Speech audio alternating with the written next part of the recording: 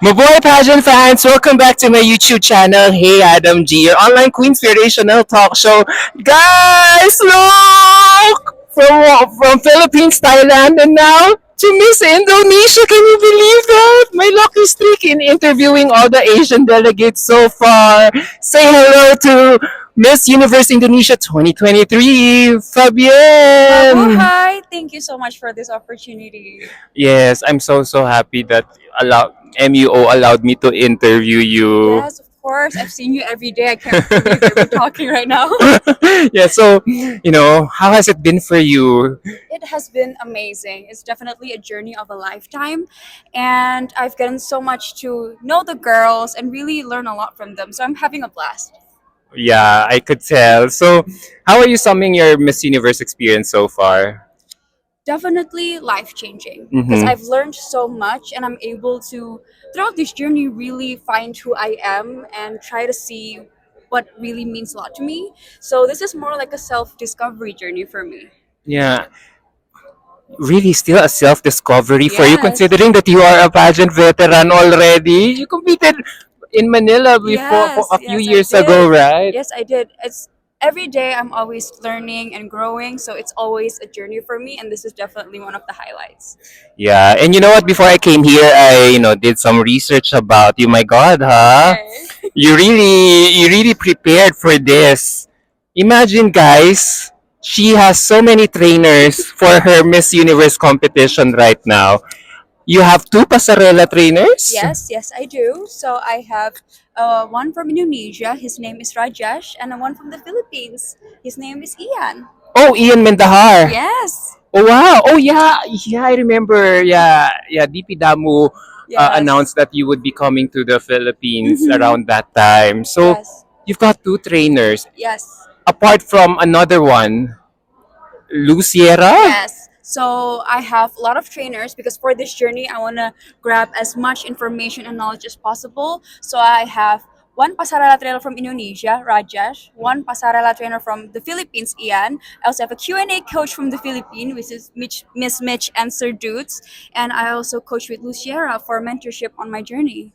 Wait, I'm curious to ask. You have two pasarela trainers. Doesn't it Yes. get confusing? Like which guy to follow, which trainer to follow? Like what if let's say Raj says something and then Ia says something else? Like how do you reconcile if ever? How do you reconcile those tips if ever?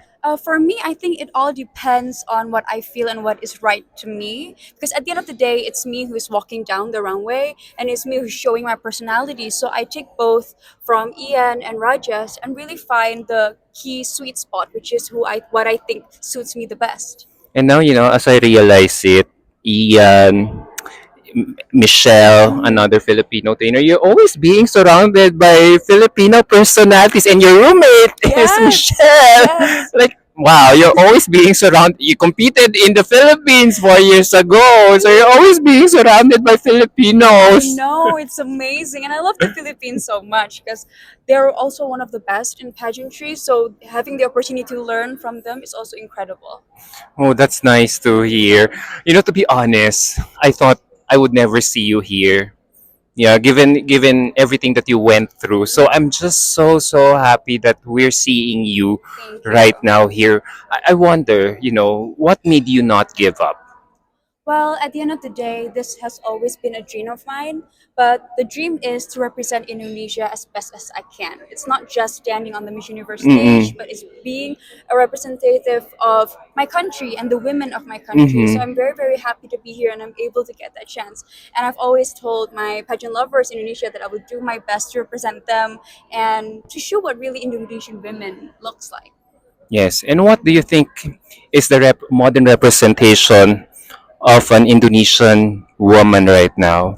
Well, I believe that Indonesian women are so strong. We are very resilient and we are able to have this side that is very strong, resilient, that we can take challenges, but we also have that side that's very caring and is very nurturing. So that is something I want to show that even though on stage I'm able to command the audience, but behind I'm also someone who cares for my fellow contestants as well.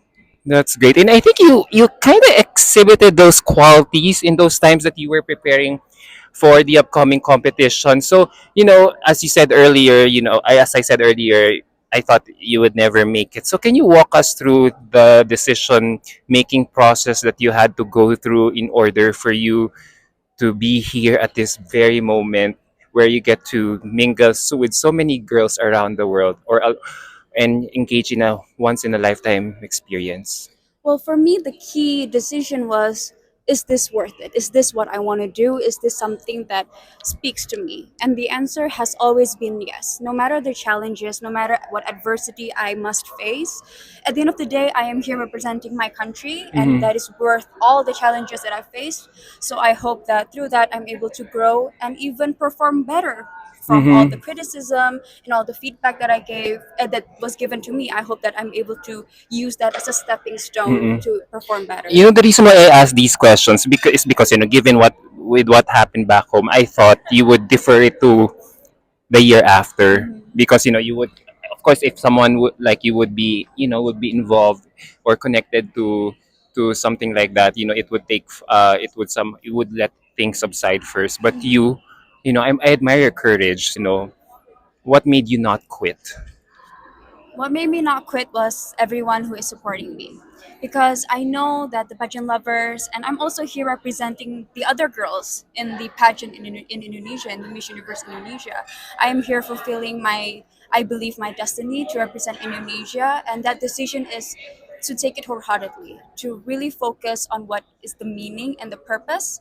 So it's pretty a not an easy decision, but it's something that is very, very true to my heart, and I'm happy and glad that I made that And decision. at least now that you're here, you get to talk more about your advocacy, Yes. which is empower now. The things that you go through, the thing that you're advocating for is very similar to the things that have happened Yes. around you, around those circumstances. So, do you think it kind of relates or links to one another? Now that I think of it.